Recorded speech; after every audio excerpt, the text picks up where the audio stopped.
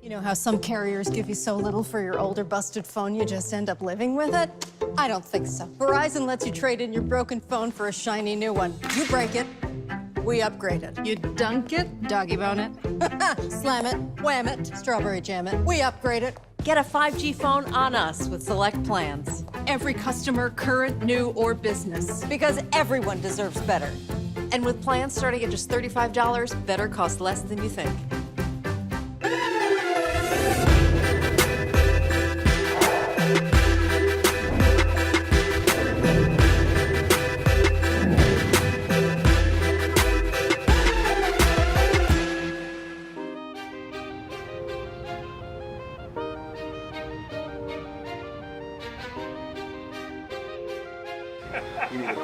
Johnny Gill, take one.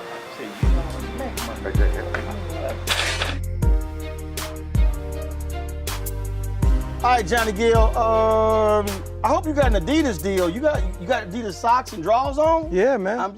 I'm matching everything. I match up. Yeah, because you coordinated. Coordinate. If John Witherspoon was here, he would. Come on, you know how I do it. Come on. You ain't doing too bad yourself. Well, the yellow. Hey, look, just, show them the socks. See, I see. Come on. Coordinated. Right. I mean, come on now. If you're going to do it, you're going to do it. You know. I figure we're going to come out here to L.A., do some interviews. I ain't going to wear no blue suit. So, you know. And he came L.A. style. And plus, you know, and when you own your shit, you can do it, yeah. Because you ain't got to run it by nobody. Yeah. You know. You're your own boss. Hey, that's the only way. That's the only. But you know that. Because a lot of people, I want to talk about that, because a lot of people don't really understand how, you know, you've been in this music game. Almost now, 40 years. Almost 40 years. Next year, make almost 40, yeah. But you reached a point where you realize, I've got to be in control and own all the elements to do what I really need to do. Yeah, I am so proud to say I own me. And, you know, we've been in this game, like I said, almost 40 years.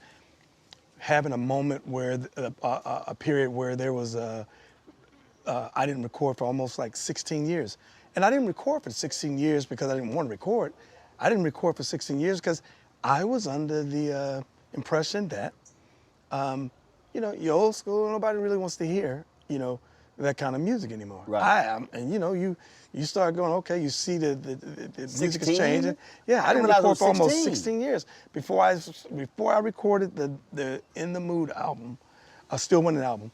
I was off for about 16 years. I was, you know, touring and doing gigs and stuff, but just didn't record because I was like, there's no need because of the way the industry has changed, the music has changed. In terms of radio stations, not playing grown folks' music. It's all hip hop or it's, Yeah, and I remember my friend at the time, we had just met, Ira Duet, and I remember her telling me she wanted to, she had a label and she wanted me to, she had a few people that she was looking at and she was like, I would love to be in business with you. And after I recorded that first song, the first single, In the Mood, that single ran for almost a year. We had to call radio and go, hey, we want to put out another record. Yeah, I mean, we thank y'all for the support, but what we doing? Can we slow it down and get ready for another one? And that's when I realized I was just like, hey, well, hold on, wait a minute. They still want to hear from us. Right. And from 2010 all the way up to right now, to 2019, I've been recording with records out. So I want you to explain that, because when we talked before, what you just said, look, they were playing it for a whole year. And then when you dropped the album and then you brought New Edition, brought the guys in, the song Takes Off, blows up. You then, because you understood the game, you said, no, we're going to ride this song for X amount of period of time. Yeah. Then we're going to drop this one. And people like, oh, John's a new album. You're like, no, that's from the same album. Yeah, but you understood the science of the business. Yeah, and that's the thing that catches most artists all the time. Record label. I didn't realize until I became a label owner that all these years I would hear, you know, you get singles, 3 singles. Okay, we got to get ready for a new album because radio's tired of that one, and we got to get ready for a new album. and not realizing until I became my own boss, it was never that. Nobody listens to records, to songs, and go, "What year was that made?" When a new record come out, or how long has this album been out, and how many more singles are coming off here? Nobody listens into that. No. But we were under the impression from being in, I realized what was behind it, the labels when it comes down to that, and that was simply they make their living and make money off of. They have to have a lot of music. That's what they do. Volume, and they just keep throwing stuff, throwing So they, what works, they what need a doesn't whole work. roster of people And pumping out. So if you so- got 25 acts, they figure we're gonna get 2 songs out And of each. if they that's stick- 50 so. If one or two, or even 3 stick to the wall, they home free. They had a great year. So, you start understanding, looking at the dynamics in this, and I'm sitting there thinking, wow. I'm like, you mean all this time? So after I did the Still Winning album with Ira, I then became I solely just went out on my own. And this Game Changer 1 album, that album went for 4 years. I had 6 singles, number 1s and top 5s. And I realized that radio don't sit there and look and go, "What year did you record the album? Right. How many singles now you got off here thus far?" They just said, all I know, people only, what I realize is that if it's great quality work, great song, great music, and then people that can connect with it, Right. that's the business doing that other stuff. Right. Fans, people that love music and you making great quality music, they could care less when it came, how long it's been out, none of that stuff. It's just that as soon as they hear it, I call them the jury. Once you deliver it, once you get it to the jury, it is up for them to make the decision. And you look, you've had to deal with significant economic hardships in the business. Yeah.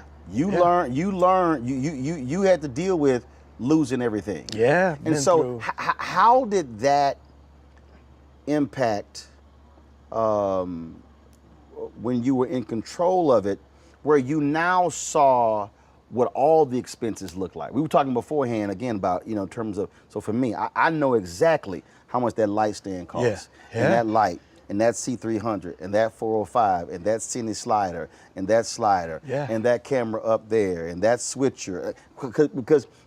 So I know how to use it. Yeah. I know how to I can do those jobs. I can sit here. But it's also from a business standpoint, knowing, no, I can't afford that Canon C300 right now. Yeah. But we know how we can shoot with that XL405 4K camera. And get the job done. So for you, talk about what that has been like. Not getting caught up in, well, who paying for the limos? Who paying for this? Who paying for that? Yeah. Okay, all that food is all that food that nobody eats in the dressing room. Yeah. I mean, so talk about how that is, how you've worked that and developed that. As an artist, every artist, if you ask any artist that has released a record, and it could be successful or so-so, but every artist will come back to you and tell you, the record label, oh, it was good, but they could have done more. Like, we're never satisfied. I did find a new level of respect for the labels when you become your own boss and begin to understand what it costs to get a record out there, what it costs to have a PR firm, what it costs to get out and go and promote, all those things. When you're putting that bill yourself, it teaches you a valuable lesson. And though we can look at and say the labels could have done better, or it's like I understood and made you understand the game, the business. And I tell you, it's something that I tell you that if I had it to do all over again, I wouldn't change a thing. It allowed me to really grow up. It allowed me to understand what it meant as a black man, young black man, to own, to begin to realize that you can be successful and you can do it by simply taking control, not only over your music and your masters, but over everything. And I tell you, man, I love seeing that there's more Afro-Americans in our game, in this business, that are entrepreneurs that Right. are really doing the damn thing, doing their thing with owning their stuff. That are looking at themselves as corporations. Yes. Yeah. As opposed to I'm working for you. I mean, Yeah. I think about. I mean, that's what when you go back to Prince at the Soul Train Award. That's what he was talking about. It wasn't just own your masters. He was like, no. Understand. Look at when you're on tour. When him and the Warner Brothers and that whole deal, he realized, wait a minute, hold up. When y'all were flying over to Europe to see me perform, I was paying for that. Yeah. Yeah. When you have taken a Concorde, I was paying for that. Yeah. I mean, and that's this is what I constantly talk about, Johnny. You had better understand the business of your business. You better believe it. That's what gives you longevity. Not because, I mean, hits can come here Right. and there and every now, but understanding the business is what can give you and will give you longevity. And it's funny that you mentioned Prince, because Prince and I sat down one night at the House of Blues that used to be on Sunset during that time. Mm-hmm. And we shut down the place. We were sitting down talking, and he was explaining to me the whole thing about the slave and how he was wanting to get his master's and all the other things. He was the one that told me.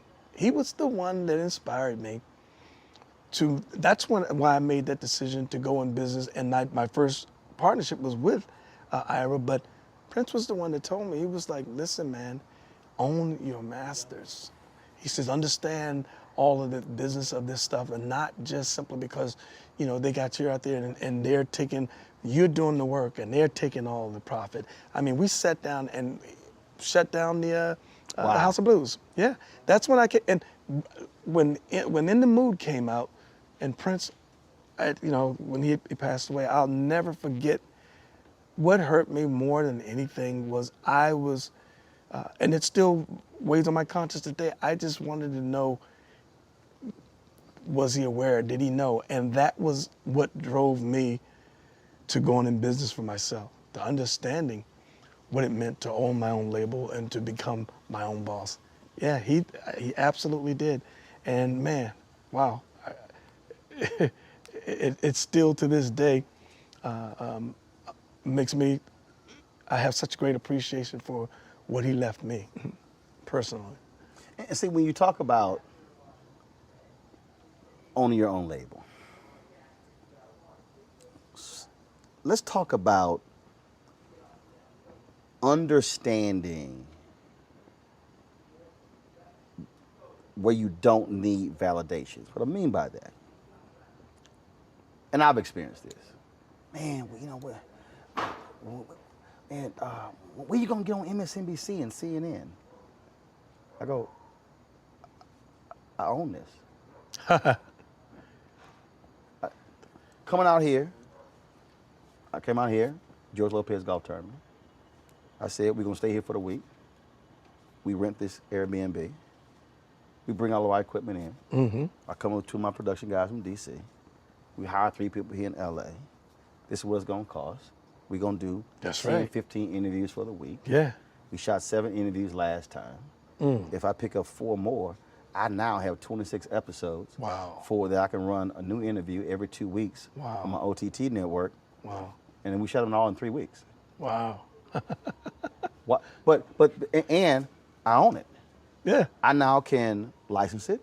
Yeah. If someone comes to me and they say, hey, we would love to pick up your interview series, Roland, on Netflix or Hulu or Amazon Prime or somewhere across overseas. Yeah. They got to negotiate with me. Yep. The licensing fee. Ain't no middleman. That's right. And I'm like, my worth is not, it's MSCB. And here's the deal. And if none of those people even call me, I can put it out myself. Yep. And I'm perfectly happy, content, satisfied that it's quality, it looks awesome, shot well, great content. That's what matters. And you know what you're doing. There's no ifs, ands, and buts about it. But you got cats who get caught up. Yeah, but Johnny, but you ain't no major. But it's not. But it's like, man, and that's what I'm saying. It's this thing where folk just they think that, yeah, but that's not major, because they're seeking that validation versus the quality of the work you put out? Listen, I sold 3-4 million records from that the Johnny Gill album with My. I sold a couple million with the Provocative album, and the list goes on. You know where I still get most of my royalties? They're still coming in strong, and I've made more from my royalties on my independent records from both of from the Still Winning to the the Game Changer 1 and the Game Changer 2. Like, it's not even, there's no comparison. Prince said that. No comparison. Prince did an interview, and it was when he released Emancipation 1, 2, 3. And it was, I never forget, it was an online interview with the Report. And they were, well, you know, this is only sold X number of units. And Prince said, do y'all realize that I've made more money off of this album here than the Purple Rain? Yeah. They were like, what are you talking about? Hey, Purple Rain was a blockbuster. He's like, no, I made more money off of this. And that's what I mean. So you get these people who think, oh, but this huge, y'all were big, these huge projects, and you were selling the stuff. It still came down to, yeah, it sold a lot. Yeah. But I wasn't the one who made a lot. Here's my reality.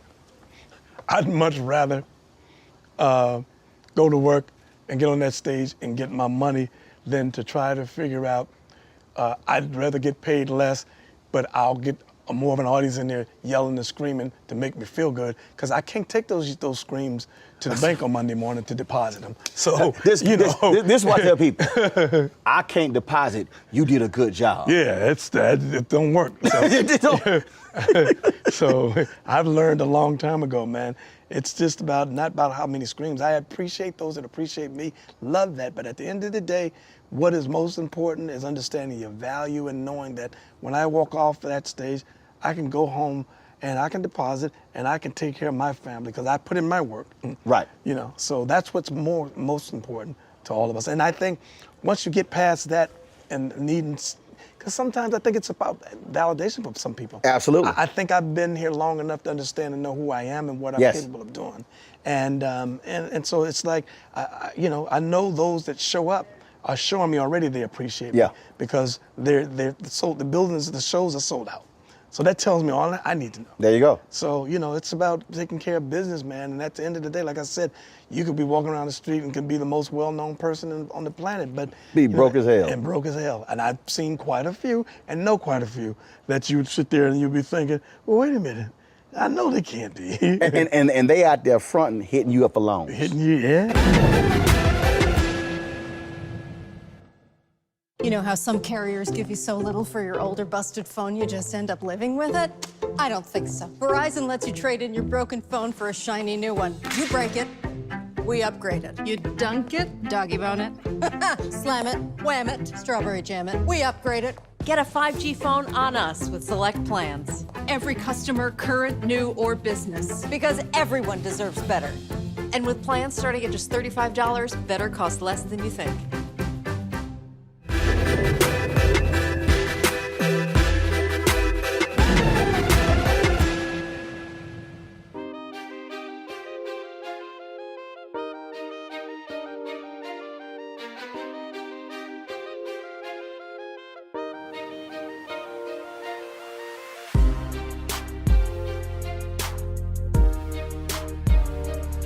I've had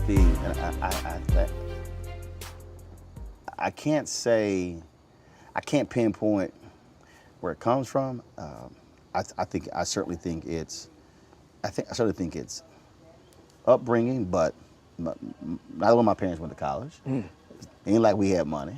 My parents combined never made more than $50,000. Wow. But my whole, even when I think back to when I went to Communications High School and when I was at Texas A&M, even when I got out, I never had this idea that I needed to go work at the Washington Post or the New York Times to feel like I made it.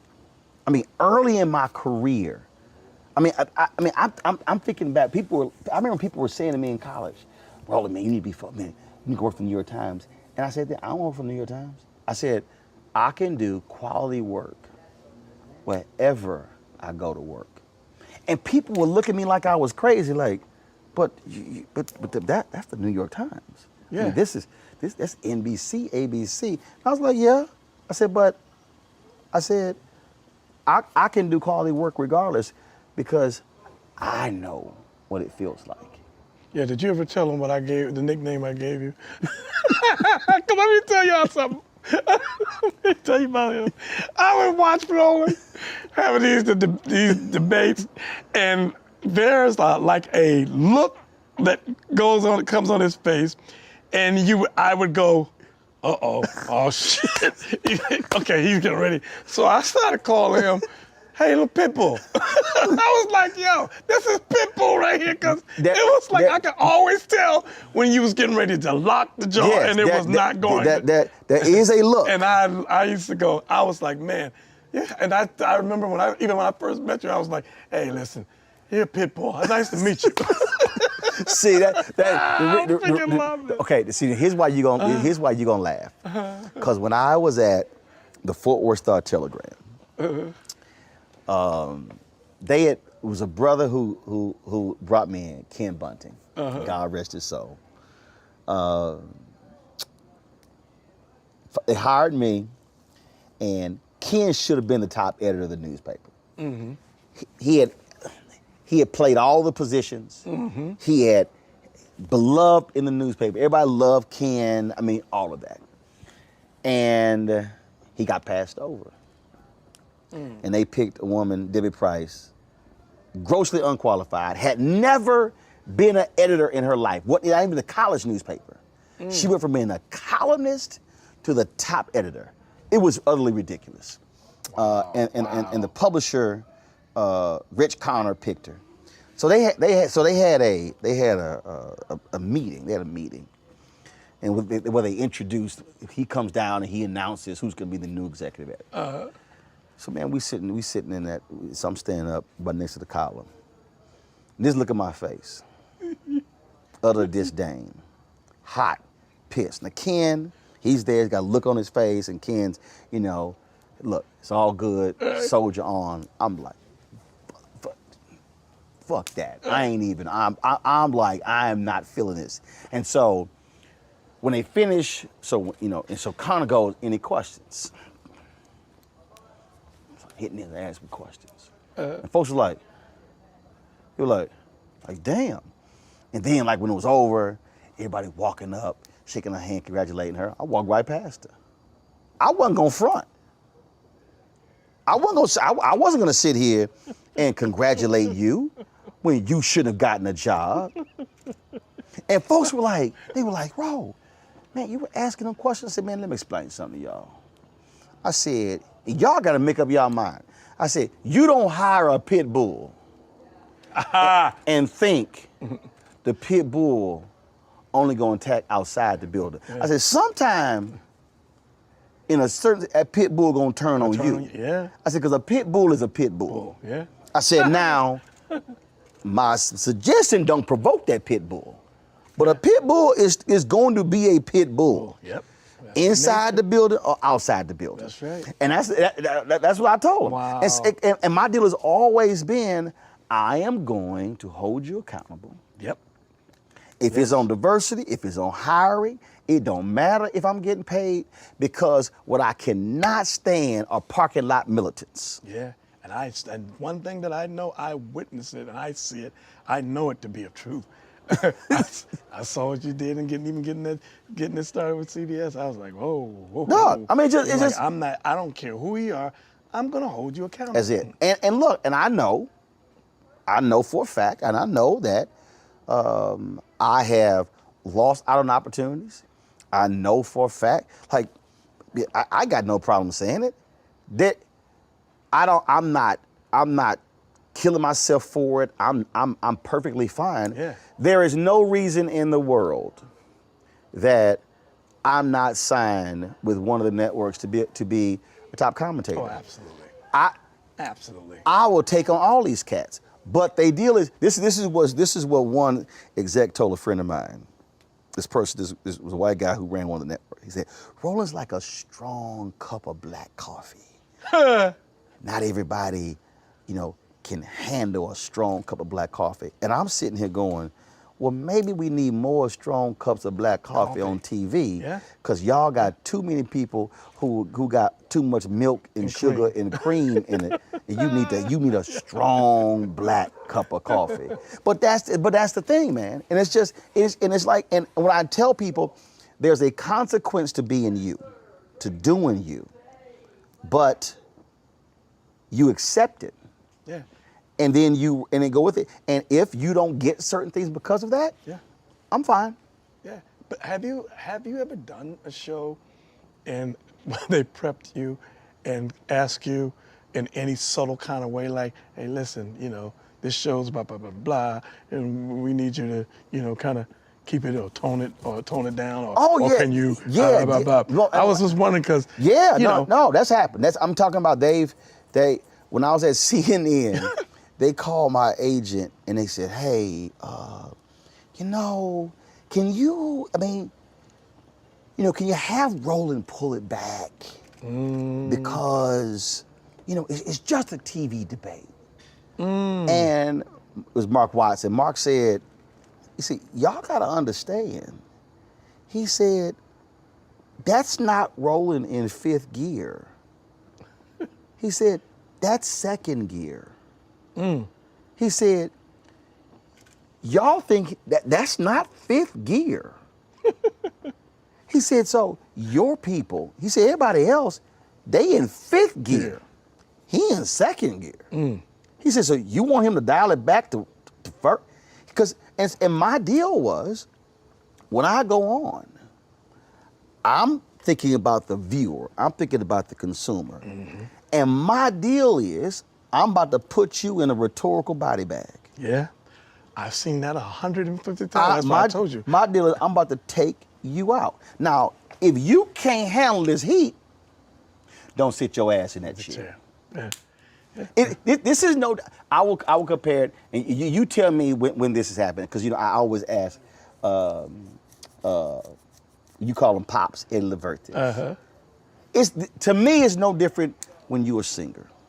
You tell me, who is it where you were like,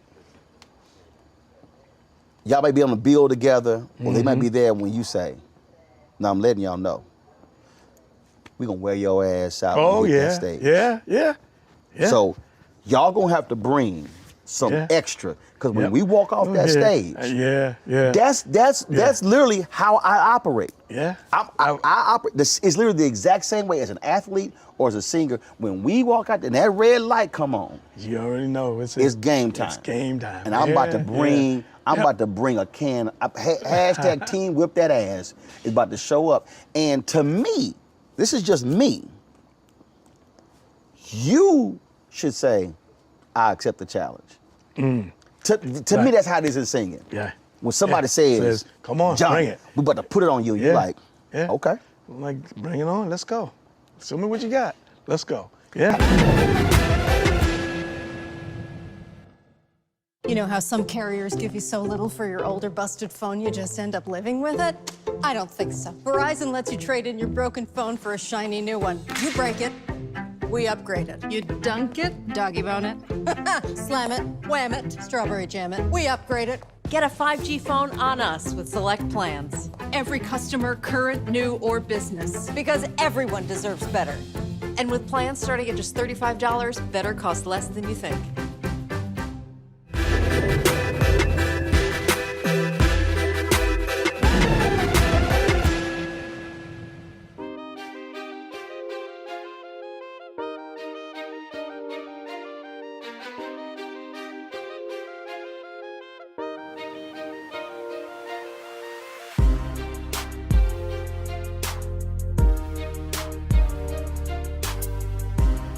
Give me 2 or 3 people where that's happened, where y'all were like, all right. Oh man, we done been in so many, but I don't think it was ever a secret about myself and my personal feelings about Brian McKnight. I remember we had some issues one time. I don't remember. Go tell. Yeah, it was it was us and Brian going. We was on tour, so Brian wanted to be the headliner. Now your headliner with New Edition. So we're like, okay, you want to be a headliner? Not a problem. Since you think you big and that big and bad, okay? Yeah, yeah. And I'll never forget one night we, two of the guys, the driver got lost. I think it was Westbury we were playing. And I'll never forget, they asked him if he didn't mind going on first, and we would close out. And they came back and he said, no. So that we were saying, I said, well, how do we give these people that have paid all this money their money's worth to see both acts that they came to see? Right. And I said, I think that was just really selfish and egotistical, because I was, couldn't have, it wouldn't even blink if you had asked me that and they was telling me, this is what the situation was. But on top of it all, and I'm sure he would admit it, on top of it all, he would go out after us every night, and the place was completely empty. And he never once said, hey, listen, I can't keep doing this, y'all. Y'all want to switch up? He took it like a man. Listen, I'll give him his props. He took it like a man. It was rough out there. By the time he would come out, you could hear echoes. Wow. And but I just always thought, for me as an artist, my mentality is, look at the show, look at the artist that's on there, make sure you look at who's got the most catalog, that stuff. The thing about people that come to see shows, you don't become a bigger artist or a lesser artist by going, I'll go on first, I'll go on third, I'm gonna close. That is such a myth. It's a myth that is so stupid and crazy. Making a show or become organic, where it builds and it goes and it does what it's supposed to do, because everybody knows their place and does their position. That leaves people leave there going, that show was incredible. Everybody was great. But see, that's Motown. Berry Gordy and their whole deal with Motown was, when they had all those acts performed, they were like, they killed it last night. They closing tonight. Yeah. And it was kind of like, what? It was one of the books I was reading, and it was like Smokey Robinson and the Miracles. It was Marvin Gaye, Temptation. They were all, and he was like one of the groups had they had a bigger name and they were hot, and they were like, yeah, but last night's show, they destroyed it. They closing, and they would switch it up. And so if the deal was, if you want to close, you got to go to work. You got to put that work in, and you got to do it. Lionel Richie told me this story, Doc. I hollered. So when B.B. King passed away, I called a variety of people, and Lionel said they were in Washington D.C., and he said it was Earth, Wind and Fire, the Commodores, and B.B. King. And they were sitting here arguing who was gonna close, who was gonna open, and BB said, "Hey guys, listen. I found an earlier flight out of the airport back to Memphis. So why don't I just go ahead and go on first, and then y'all can figure the rest out." Lionel said, "Man, BB walked. He said he walked out there with his amp and guitar, and he said he just destroyed that joint." He said, then the argument between Earth, Wind and Fire and the Commodores was, who the hell gonna follow that? He said nobody wanted to follow that. You gotta know your place. It was like, y'all going, no, I ain't following that. And he's like, BB didn't care. BB was like, I'll go out there. And that to me, because Frankie Beverly told me, Frankie said, it don't matter to me who closed. The deal is when you, and it's, and that's, to me, that's why I think when others bring the best out in you, when they throw that gauntlet down, and you know you got to that I can kick it to a higher gear. Welcome to challenge. Bring on that challenge. And that's what. And listen, this was many years ago. I don't talk. Haven't seen Brian, and we don't talk any of that stuff. But what I've learned from that, and what it taught me, and what I've said to many people over the years, and it's still to this day. When we would go get on shows, if you want to go, Johnny went ham. It was something that I always still felt personal about it, because I always felt like, listen, I respect his talent and his gift, and would hope he respect my talent and gift. But I often felt like and thought that we gotta always remember that first and foremost, This is a blessing for what we do. Many people can't do this. And also it's important to understand that those that have come before you, we stand on their shoulders. So it is important that we show some level of respect, because if it wasn't for me, you wouldn't be here. Right. I've only just made it cracked the Right. door open just a little bit open Right. more, so that it's a little bit easier for you. Right. So whether it's Frankie, whether it's Patty, to whomever, Mama Patty and them, listen, they don't even have to come through that door and wait for me. I wait for them to come to say hello. Right. I'll meet them and beat them at the door Absolutely. to say hello. Why? For a number of reasons. One, because they opened the door and paved the way for people like me, and nobody's gonna have to tell me anything. And God forbid if one of my staff, somebody on my team treated or mistreated or disrespected them, your good is gone. But it's just not, to your point, it's understanding who's paying is the customer. And at the end of the day, it's the greatest show. Yes. Who puts on the greatest show? Yeah. It doesn't even matter. But bottom line, Ed, I gave a I gave a speech. I forgot where I was. I think it was in Virginia. And this woman came up to me and she says, "Hey, I'm singing the song after you finish." I said, "No, you don't want to do that." Aha. I said, you might want to go ahead and sing your song before I speak." She says, "No, it's fine." I said, "No. I'm trying to tell you, you do not want to sing your song after I get done." Yeah. She's like, "No, Mr. Martin, they got the plan." I said, "Sister, I'm just trying to tell you right now. If you sing that song after I get done, ain't nobody gonna be here to hear you sing."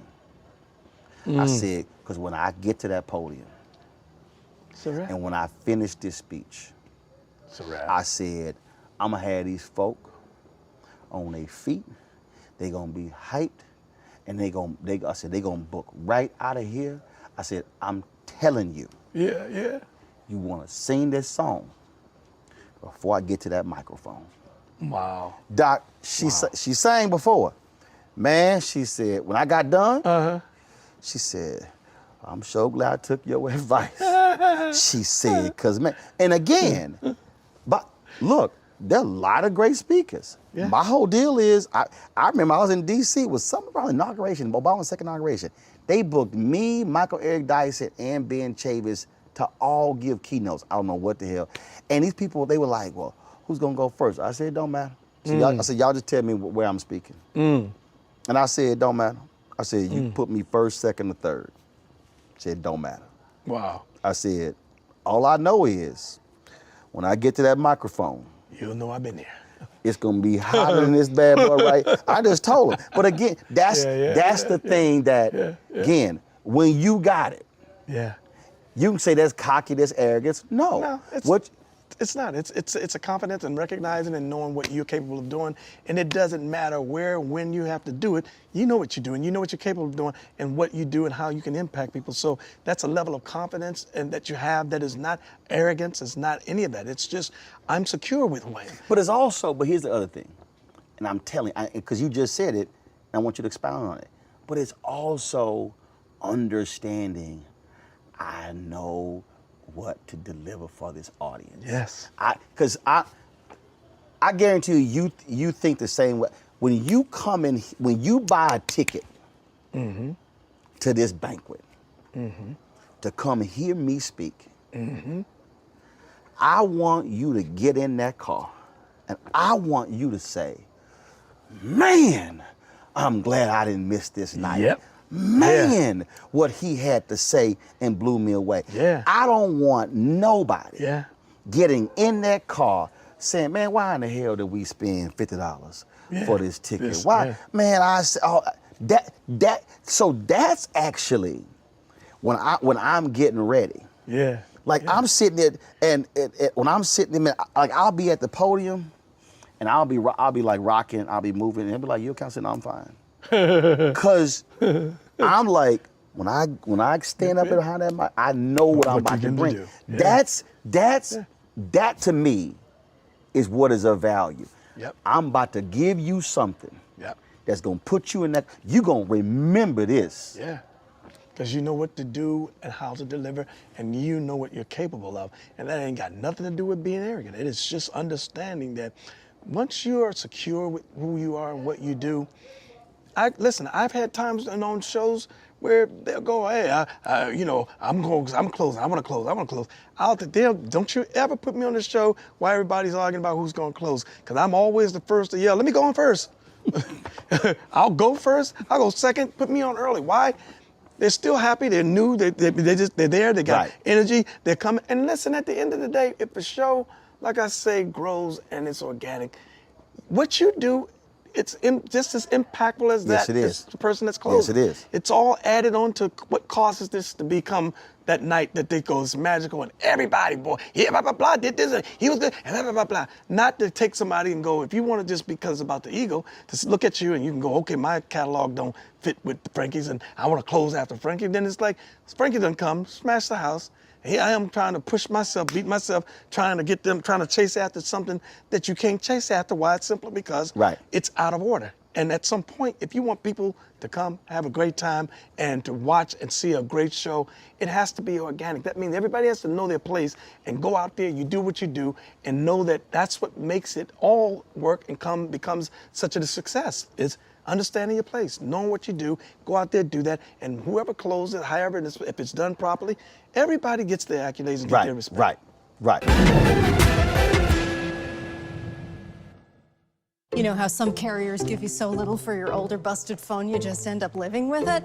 I don't think so. Verizon lets you trade in your broken phone for a shiny new one. You break it, we upgrade it. You dunk it, doggy bone it. Slam it, wham it, strawberry jam it. We upgrade it. Get a 5G phone on us with select plans. Every customer, current, new, or business. Because everyone deserves better. And with plans starting at just $35, better cost less than you think.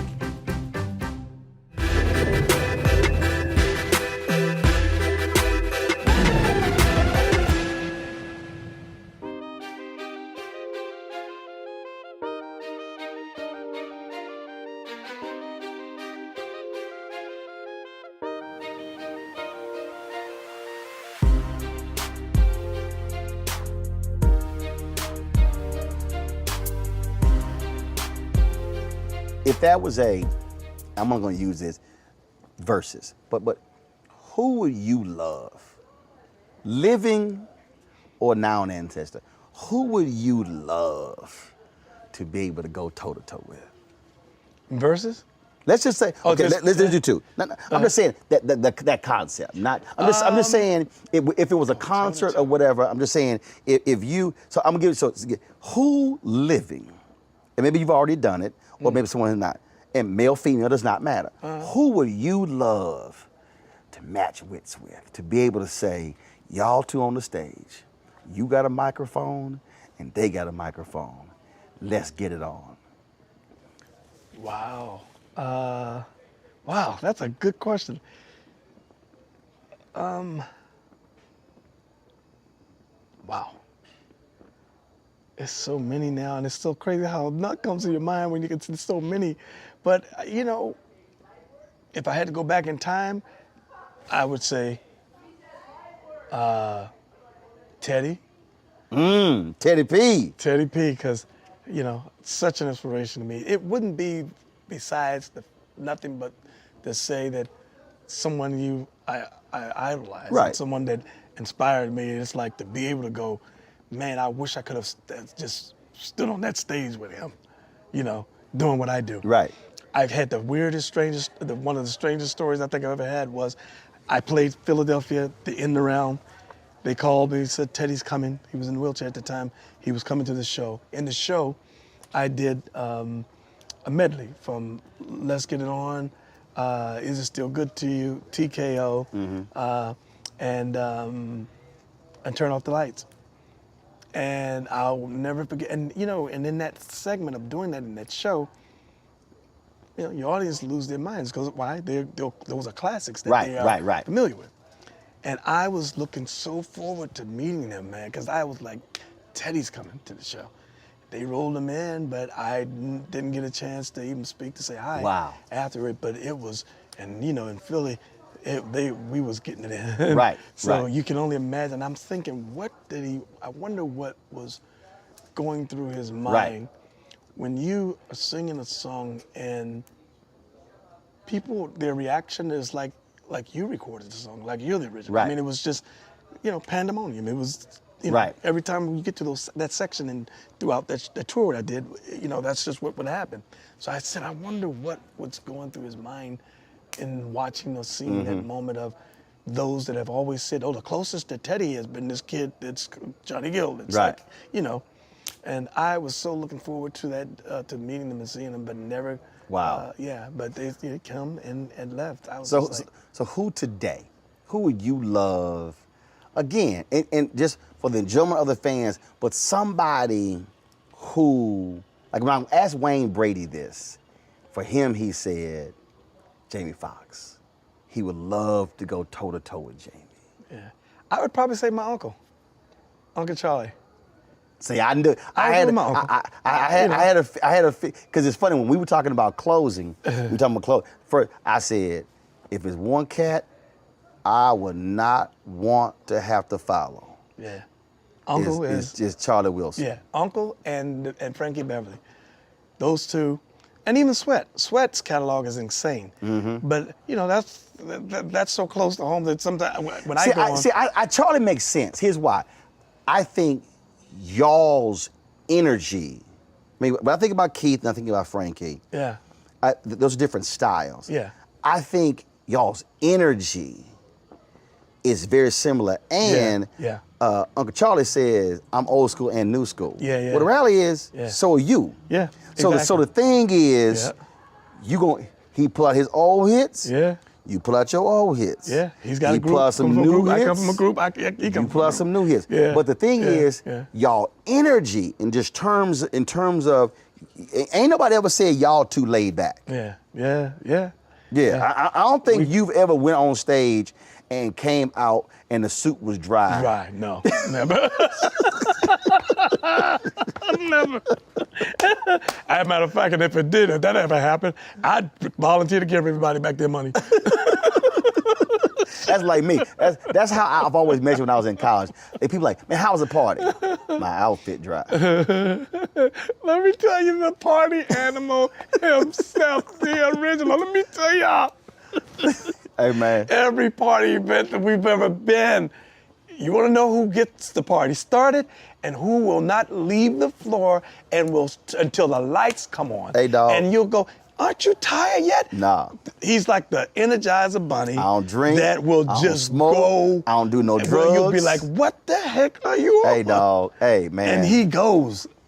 And ain't repeating the same moves. So it's like, yo, hey, Doc, look, I believe in we gonna have a good time. Yes. We gonna sit here and get this thing. And I'm telling you, I told somebody this here. I said, if you want to understand partying, I said, you know, when you packing your bags, you got those weight limits the suitcases. I said, I went to Essence one year. And I think I went to Essence and my suitcase was like 69 pounds. It was one under that 70-pound limit. When I went back home, why was my suitcase 74? I had nothing new. I sweated through all of those, my linen suits. The suit, the shirt, the ascot was drenched. I got to the airport, I said, how in the hell is my bag 5 pounds heavier? Oh, my God. Because it was sweated suits. I've seen it firsthand. You tell me, I've seen it firsthand. But, you know, that's what I call living life, enjoying life, and being able to, even doing what we do, just in having a moment where you're able to just let your hair down. This is what it's all about. And this is just what get it makes in. Yeah, getting it in. So man. I got to ask you this here. So I have this new thing now. I did this on Instagram Live. And I just come with this stuff. It just, trust me, I don't even think about some of this stuff.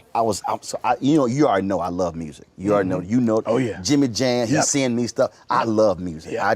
I got everything on my iPod except polka music. I ain't got no polka. But I got everything else. I got everything else. But the thing, man, So one day I was on Instagram Live, and I was talking about. I said, y'all. I said, it's some nice songs. I said, but I'm talking about that oh shit music. Yeah. People were cracking them laughing. They were like, oh shit music. And in fact, it was funny because Snoop Dogg jumped on my IG Live. And I brought him in. He was like, oh, you killing. I said, Snoop, this is that oh shit music. I said, I'm talking about when you in the car and it come on, you like, oh shit. I said, the song that make you stomp your feet, you throw your. I said, every song can't do that. Yeah, that's right. What? Give me 2 or 3 for you when you. That's oh shit. It come on. It just hits you in a different way. It just take. I don't care what mood you in. That song come on, and your first act. Oh shit. My God, I gotta tell you, first Marvin Gaye's "Let's Get It On." As soon as you hear that, wow, wow, wow, wow, it's over. It's done. And Beyonce, "Get Me Body." That beat does something to me that drives me crazy. Oh, "Get Me Body"? I don't know, yeah, as soon as it comes on in the club, I could be sitting, chilling, talking. It drives me nuts, and I can't sit still. Yeah. And there's another one, Q-Tip. What was the other joint that he has? There's like several of them, man, that I just, if I hear them, I cannot sit still. Bruh. So when you mention Marvin Gaye, Raheem DeVaughn performed with Fred Yonnet at the opening of the Howard Theater. Bill Duke handled the musical arrangement. Dick Gregory was there. Bill Cosby emceed. And Joe Sample was also performed. Oh my goodness. Bruh.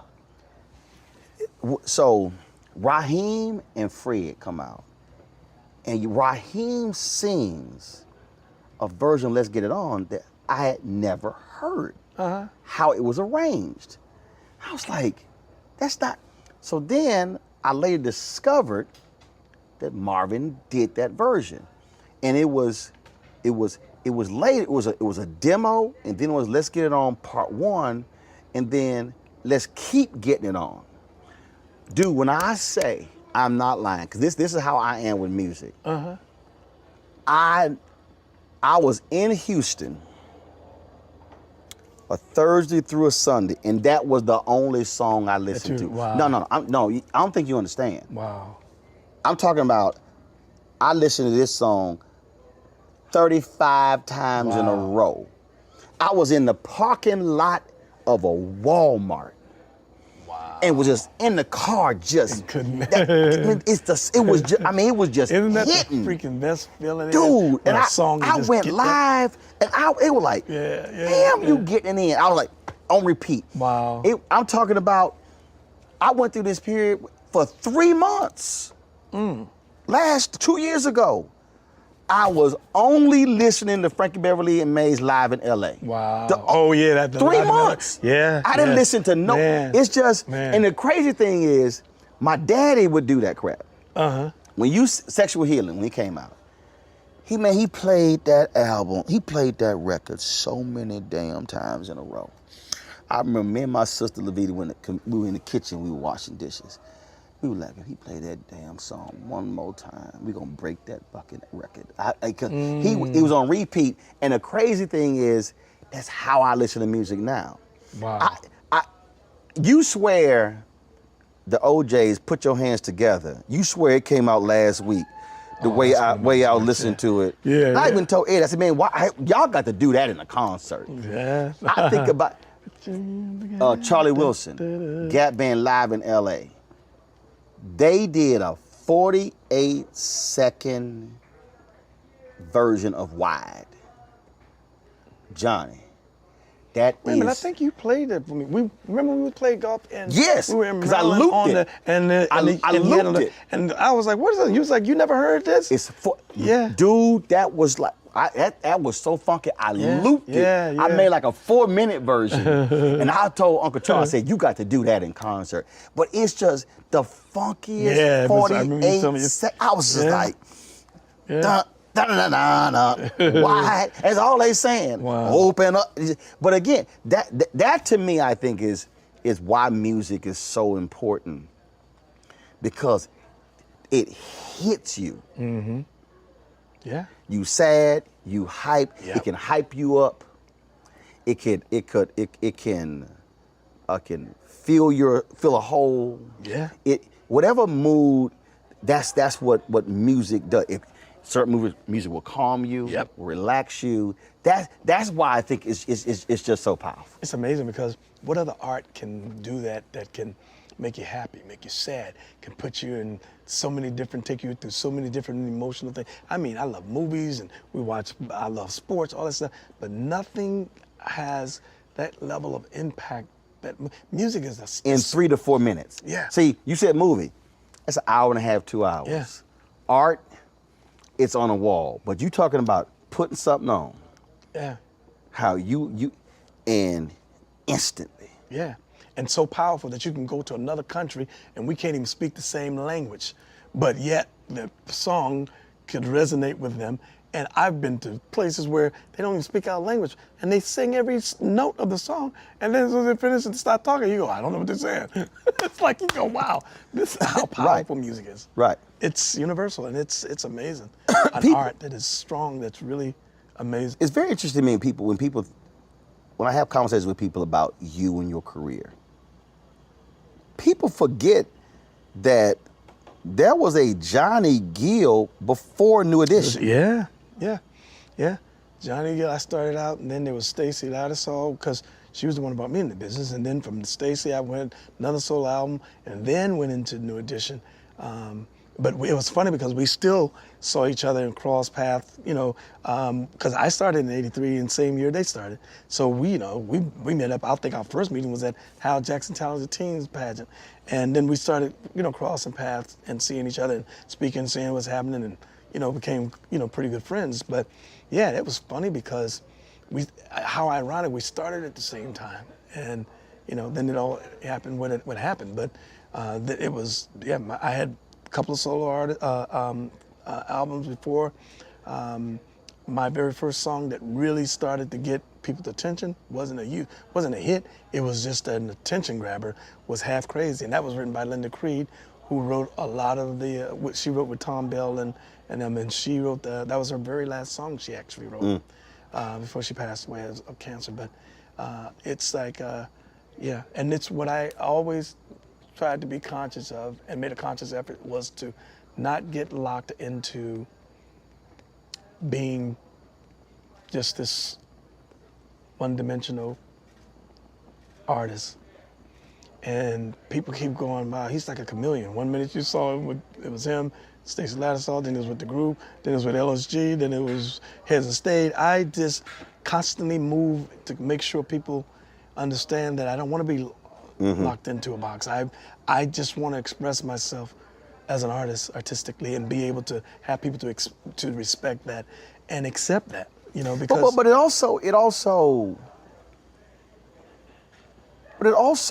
didn't also change the dynamic in that, unlike the other members of New Edition, who were a group and then who tried to do their own thing, you had already done your own thing. Right. And then you come into the group, and so your dynamic was different in that you weren't made by the group. No. Yeah. And that's a different situation when you are a successful individual. You come into the group, and so you're like, no, I'm bringing stuff with me, as opposed to I'm getting everything from you in the group. Yeah. Talk about how that dynamic was there, because that's a different interaction than what is traditional in groups. It's very rare in a group where somebody who's already successful joins the group. I had, in the beginning when I first signed with Atlantic Records, Henry Allen, God bless his soul, they knew there was something different about me. part of their biggest problem was we got a little kid that sounds like a grown man, and what do we do with him? Because what are you gonna do to old women? But yet he's got this voice, mature voice, but he's a kid.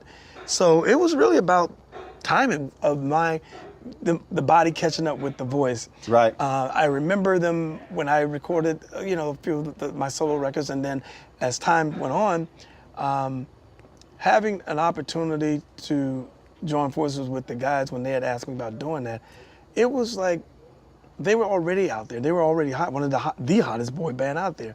And I remember having the conversation with my manager, Bill Underwood, at the time, and we were all talking about how this can actually help me in the sense that you're going to get this level of exposure and to that younger audience that might not know who you are, because my music was so mature. Right. And I was still young, but yet at the same time.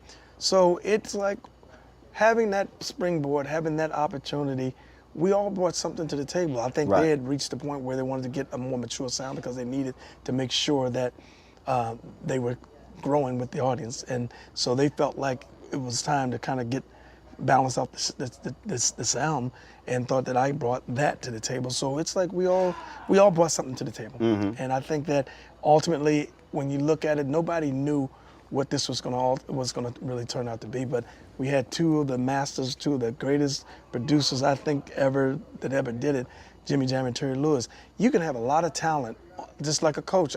Coach can have a ton of talent on the team, but if he doesn't know how to utilize the talent, Mm-hmm. you just got a team with a lot of talent. Mm-hmm. They were able to take the talent and realize and figure out how to bring this in, Right. bring me in smoothly, and be effective, and yet at the same time, Right. not take the audience and make them think, what the hell is going on here? Right. So, they were just, Jimmy and Terry just, to me, just unbelievable producers. Jimmy Jam and I were texting. He said, "Tell JG what's up." That's my road. You know how some carriers give you so little for your older busted phone you just end up living with it? I don't think so. Verizon lets you trade in your broken phone for a shiny new one. You break it, we upgrade it. You dunk it, doggy bone it. Slam it, wham it, strawberry jam it, we upgrade it. Get a 5G phone on us with select plans. Every customer, current, new, or business. Because everyone deserves better. And with plans starting at just $35, better cost less than you think.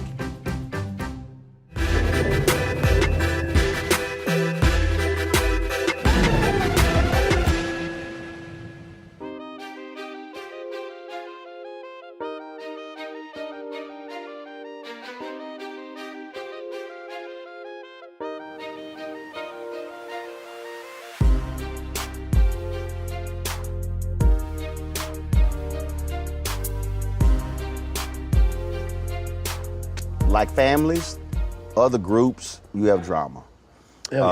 And back and forth, Bobby in, Bobby out, BBD, all people, y'all come together. I remember when y'all went on tour, Michael Bivins hit me up and wanted me to record a video that y'all used in concert. Mm-hmm.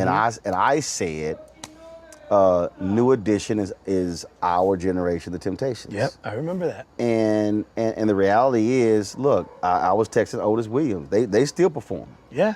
Otis yeah. the last surviving Temptation. Yep.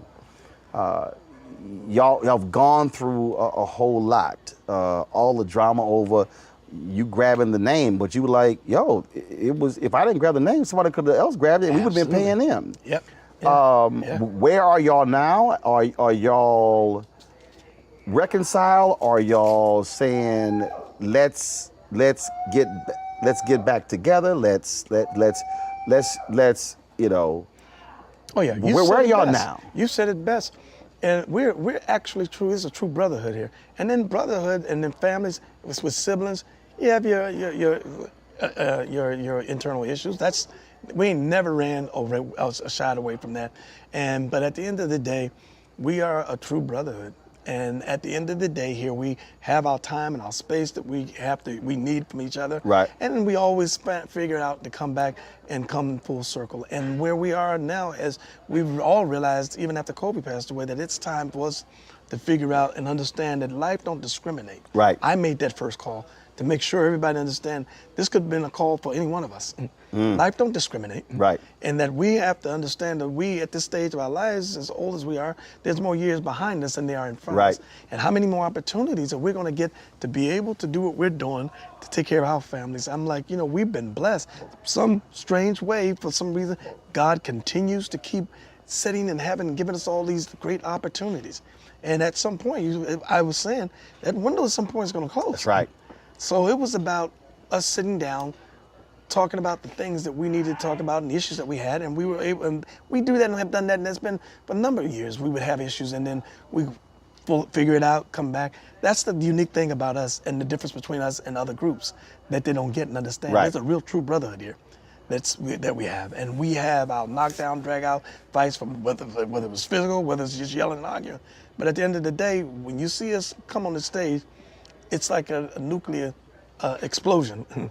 It's just, that's part of, I think, our dynamics of what makes this group what it is. But at the end of the day, you know, we're siblings. We talk, we check on each other, we deal with each other, wanting to make sure that families, everybody's good. And so we go throughout peaks and valleys, but at the end of the day here, and there's always something to work on, something to deal with, something to get over, a hurdle, a challenge that we have to deal with. But ultimately, everybody understands the brotherhood, and it's real. You can't manufacture that. This is just what it is. But also, I think it is something you said when you said, look, there's no guarantee that the window will remain open. Yeah. All of you, it might be aches and bruises, might pull butt muscles playing softball games at Jeffrey Osborne. It was my quad. Oh, it was your quad? Yeah, okay. yeah. Quad. Shut up. It's amazing. My hamstrings, I think it was. Yeah, this is the quad. Oh, yeah, it was the hamstring. But all of this was... well, it was all of that. It was the quad and the hamstring. Right. It was everything. You pull a whole leg. Oh, man. But I was cool about it when I heard it go... Psh. I was cool. I was like, uh-oh, something ain't right. And then I went walking back real slow, like, oh, damn. Just trying to be cool and stuff. Man, I sat down and went, sheesh, what the hell is this? Went back to that hotel. He was howling in pain. Oh, my God. Jeffrey, get somebody over here. Shoot. But that was fun. But y'all still physically able. And the thing is, look, you do it when you can. Yeah. And to your point, you don't know. Yeah. And so that there's nothing worse if one of you can't. Yeah. And now it's not the same. It's not the same dynamic. Yeah. And so it's God like, has yo, blessed us, man, man. put that stuff behind and, man, do it. Like, that's what I love. When I see Eddie, Walter, and Eric, look, Walter got MS. Hey, but it's time to hit that stage. He gets it in. I mean, because you don't know. Yeah, you don't play. And I'm, you know, we're working, getting ready to just flushing out the rest of the agreement, and yeah, we're getting ready to hit the road, all 6 of us. So that's in the works, and then the Vegas residency, we're getting ready to. We're flushing that out too as well to get all that stuff done, and go and get this done and have fun with it and understand that we are who we are, and it's nothing going to change. What we've made, the impact that we've made, and the contribution that we made to this industry, it is what it is, and you know, it's time to just go have fun. Right this till the wheels fall off, but enjoy it. Right. We're not kids anymore. Right. We're grown men. Right. And got kids to take care of now. Precisely. Yeah. So it's been a blessing. And the kids got kids. Yeah. Yeah. That's right. Got That's that. Right. Better believe it. Is there something that? A couple more questions. Is there something that you have not done musically that you've really been wanting to do? Yeah. What is it? 2, gospel album and a Christmas album. People keep hearing that Really? one song and think about it. For almost 40 years, I've never recorded a Christmas album. They only hear that one song, Give Love on Christmas Day. And I keep saying every year, I'm gonna do a Christmas album, and never got around to do it. Now, when you say do a Christmas album, are you talking about, because here's the thing with Christmas albums, which are very difficult. There are a lot of folks who say, I only want to hear, you know, the standard traditional songs. Kim put out a Christmas album. What I love about it is there were no traditional songs, but I really love it because it's unique. Original, yeah. And so, do you want to do a cover of traditional songs, or do you want to just do original material that's a Christmas album? Mix, cover, and some originals. Favorite Christmas song you want to be on an album that you want to sing on it? This Christmas, Donny Hathaway.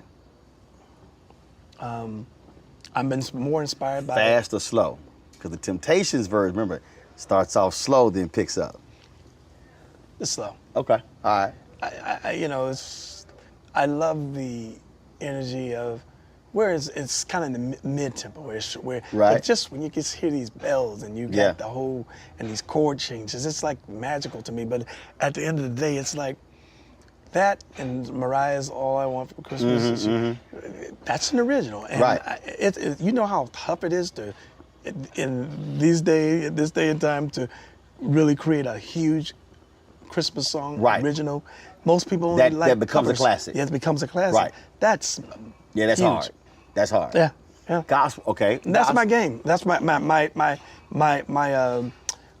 dream that I want to do. Gospel album, same thing. Would it be original, or is there a gospel song that you absolutely got to do on it? I would mix that with some traditional and originals. So who? Okay, so you did it. Who do you want to partner with on that? Kurt, John P. So when you gonna do it? I keep threatening to do it, and I'm like, I do want to do it. I absolutely want to do it. I have some. Anthony, bring my two phones over here. Yeah. I So do wanna have you do it. Have you talked to him?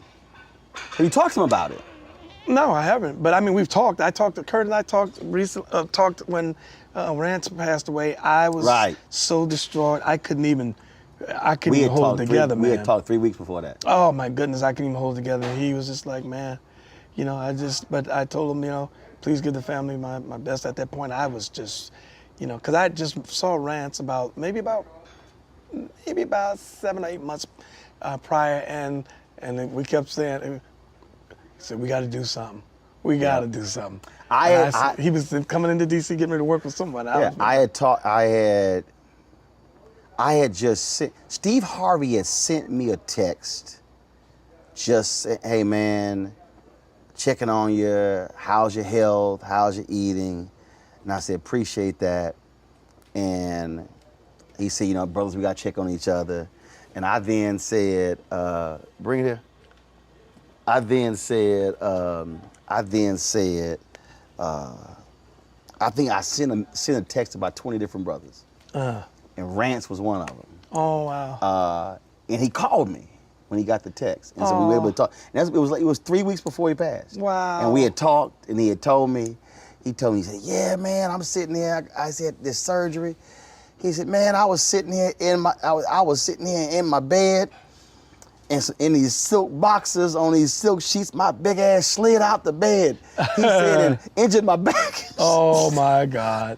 We hollered laughing. Oh my goodness. We hollered laughing on that call, and man, had a great It time. tore me up, man. Now you said John P. Key, so you hollered at John? No, I've never even met John, but I know my Are you brother serious? knew him. Yeah, my brother knew him, and I was just like, man, this guy is just a freaking monster. He's a beast.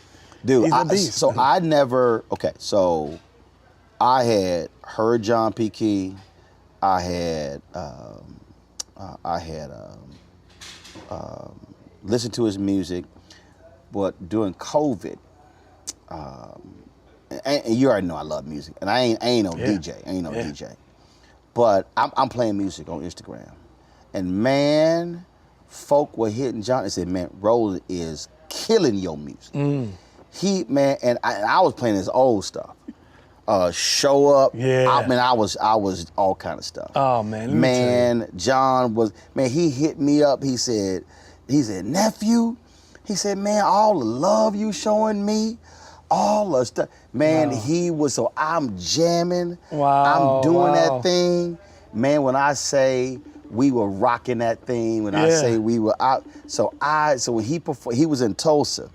He came to Tulsa for the 100th anniversary of 100th anniversary of the Tulsa Race Riots.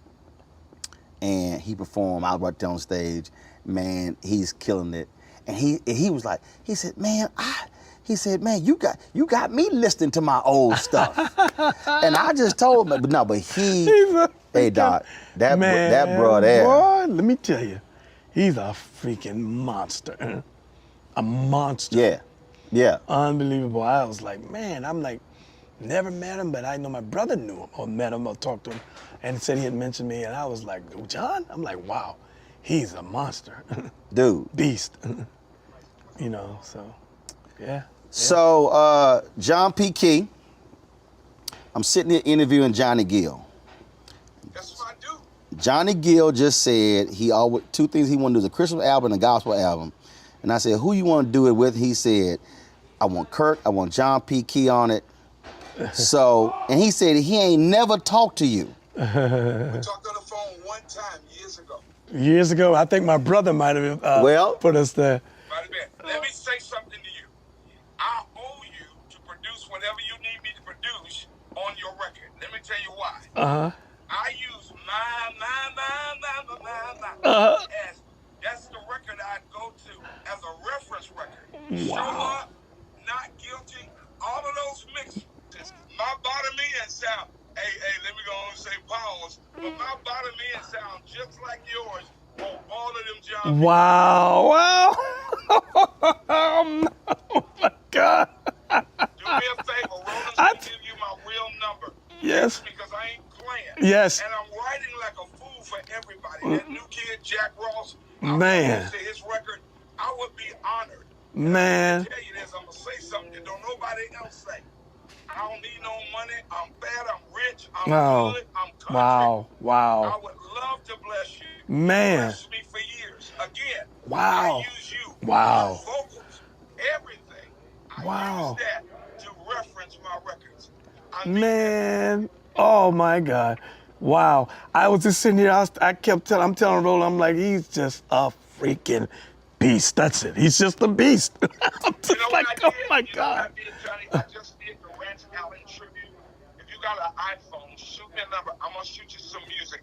You're gonna be so impressed with this record. Oh, And please, Roland, yes. Hey, look, Roland got it like that. Roland know he gets the music before everybody gets it. Wow. Roland, you mean you've been holding out on me all this damn time? What? What's wrong with you? And see here, okay, so John, check this out. What he don't realize is, he don't realize, when I interviewed Rance, I asked Rance the exact same question that I asked Johnny. And Rance said, I would love to do something with Eddie Levert. I did the exact same thing. I grabbed my phone. No way. I called Eddie and put Rance and Eddie on the phone together. Oh my God. I'm gonna make sure this man gets this record before it comes out. You got access to me, Johnny. I love you, man. I love you, man. Love you. Oh my goodness. Man. If anybody can find me, it's Roland. When Roland called me twice, I went on pistols out. I said, somebody done threatened his life. Y'all got gangster preachers. I have to keep my eye on that one. All right, John. I'm going to give you a number. Yes. Hit me up, man. I'm looking forward to it. Yes, sir. Wow. Do we give you executive producer credit on the answer? Just give me a little note in the line. Just say, Roland thanks a bunch. You know, just say, Roland thanks a bunch. Let me tell you, y'all, this is my. Boom. You know, you got it. I already said it. We all have people that we've known and been known in this business, and I say this, and I've said it to his face when I call him Pitbull, but when it comes down to, if I had to go to war and I had to pick one person on the front line to go to war with me, it would be my brother right here, my pit bull. My freaking pit bull. My man. Well, you know, we had to sit down. We've been, I did one with Dondre with it, and I said, it was like all these brothers, I said, we've had all these conversations, all places. I said, no, we got to sit down and put this thing on tape. I said, and bless people with it.